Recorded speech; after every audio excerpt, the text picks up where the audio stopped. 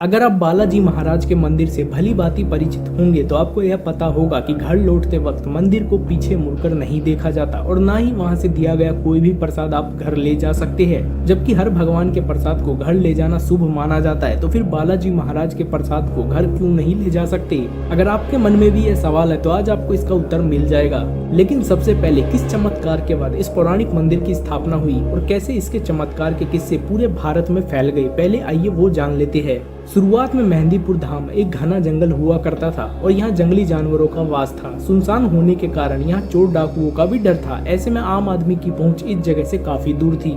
वहाँ पर एक महंत गोसाई जी रहते थे। एक दिन उन्हें स्वप्न में बालाजी महाराज ने दर्शन दिए और कहा, उठो, मेरी सेवा का भार ग्रहण करो, मैं अपनी लीलाओं का विस्तार करूंगा। यह बात कौन कह रहा, उन्हें कोई दिखाई नहीं पड़ा, लेकिन महाराज ने इस पर कोई ध्यान नहीं दिया। तो खुद हनुमान जी ने महाराज को स्वयं दर्शन दिए और उन्हें पूजा करने का आदेश दिया।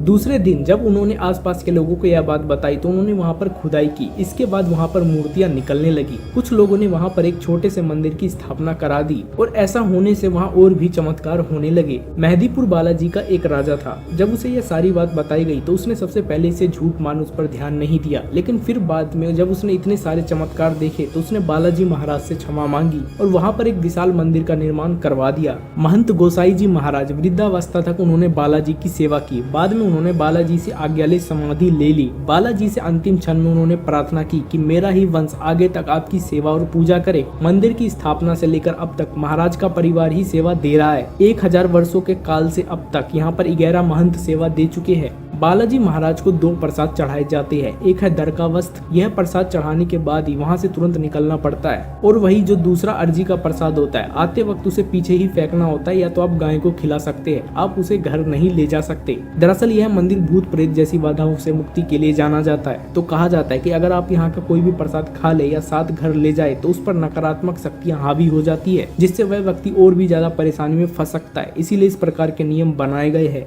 अगर आपको ये वीडियो अच्छी लगे तो लाइक और सब्सक्राइब जरूर कर देना।